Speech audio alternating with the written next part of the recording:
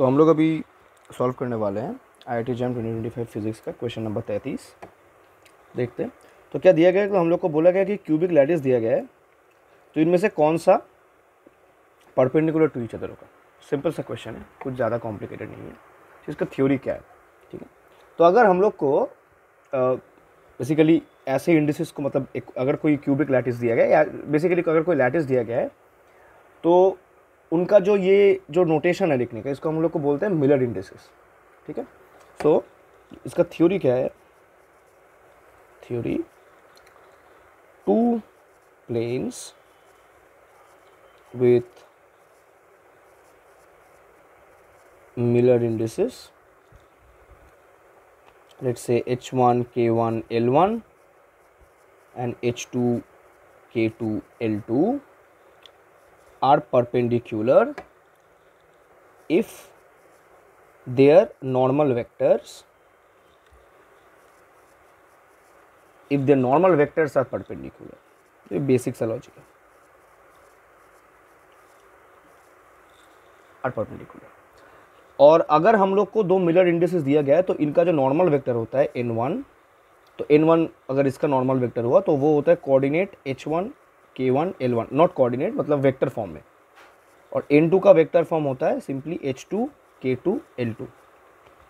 और हम लोग को पता है कि अगर मुझे दो वेक्टर्स दिया गया है तो उनका ऑर्थोगोनलिटी का कंडीशन क्या होता है, condition for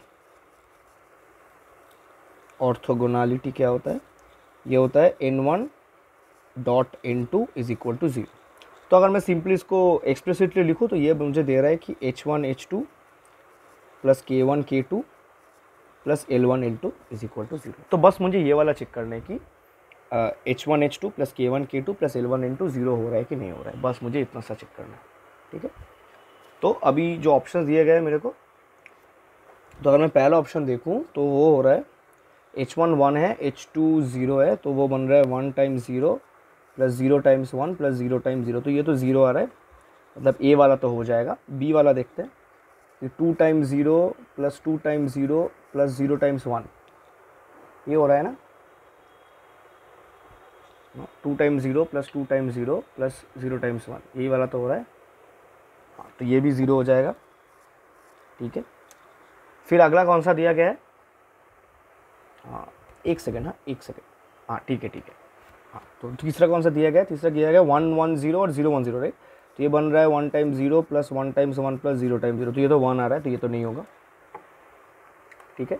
if and only condition, either वैसे चेक कर सकते हैं। और तीसरा वाला तो दिखने में ही लग रहा है नहीं होगा, 1 times 2 plus 1 times 2 plus 2 times 0, तो ये कितना आ रहा है 4, तो ये भी तो नहीं होगा। इसका मतलब ऑप्शन ए एंड बी दोनों करेक्ट है इसमें। तो इसमें ऑप्शन ए भी करेक्ट है, ऑप्शन बी भी करेक्ट है। ये शायद हाँ ये मल्टीपल चॉइस वाला।